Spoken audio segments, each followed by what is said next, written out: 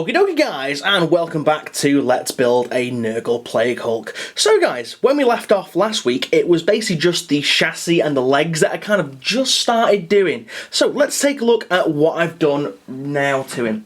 So, as you can see guys, done quite a bit of work to say the least. This is proving to be an exceptional big gribbly. Definitely one of the top big gribblies that I've actually ever done. Mainly because this has actually challenged my sculpting skills even more recently. So guys, when you left it last time, it was literally just this rhino chassis with these legs coming out of it. Since then, I've sculpted the torso. Now, I have sometimes been accused of being quite wasteful with green stuff, so I decided I didn't want to make this whole thing out of green stuff despite looking like it is.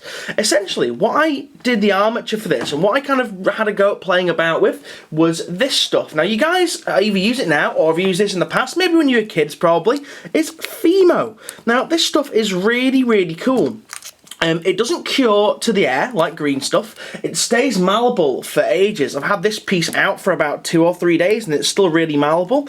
It's really interesting stuff because obviously if you can pull it apart and it snaps, but at the same time it has the kind of malleability and sculptability of green stuff, which is really, really cool.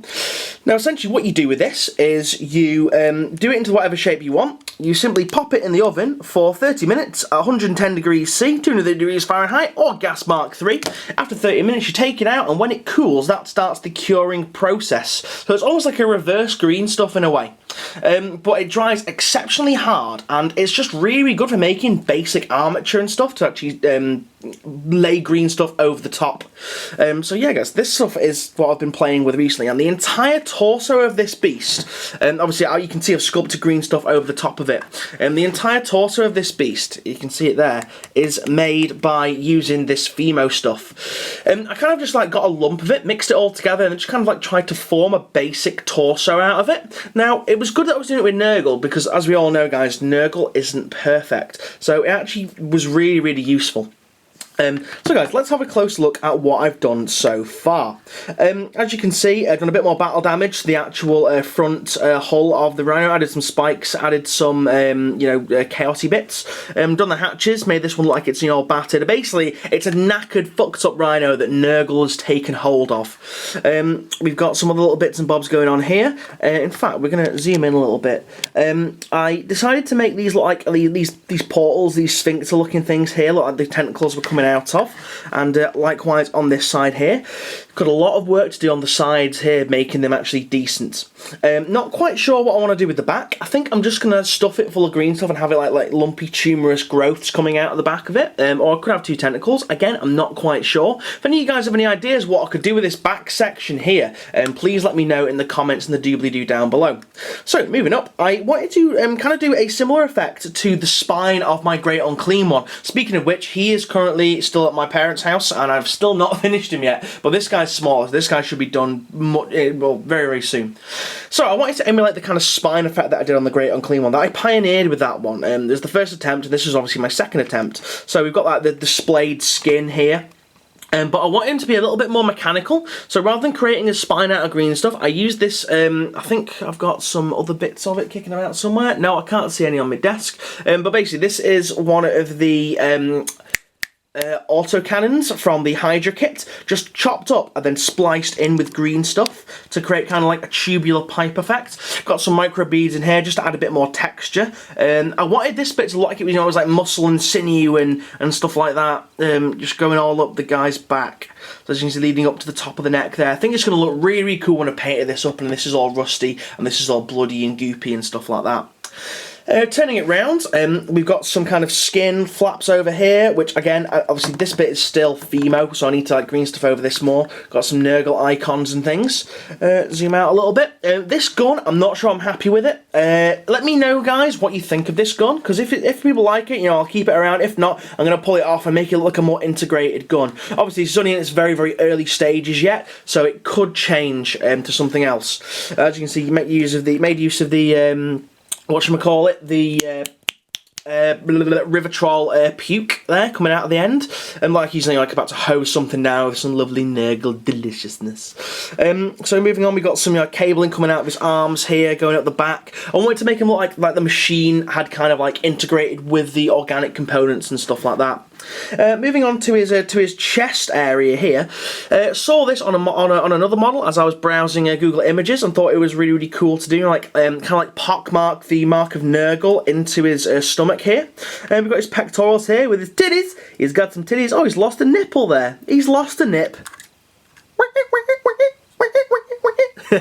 Bit of a nipple cripple there for the Nurgle Plague Hulk. But yeah, so again, pectorals and stuff is something I've never actually been able to sculpt properly. So again, practicing on Nurgle stuff is always a good idea because I don't have to get them exactly right. Moving up onto this shoulder here. We got some, again, I was just playing around with different textures, some more micro beads, some pustules and stuff. Then moving around to this side was really cool because what I actually did to give this proper tumorous, cancerous, knobbly look was I used my polystyrene effect, but rather than roll it into like a sausage and do it that way, I rolled the green stuff out onto a flat sheet, put the polystyrene down on the desk, and then I literally laid it in and then stretched it round and then used a sculpting tool to actually smooth it in between the edges, and it came out really well, really tumorous. We got some more pustules going up here, got some larger pock marks and stuff like that.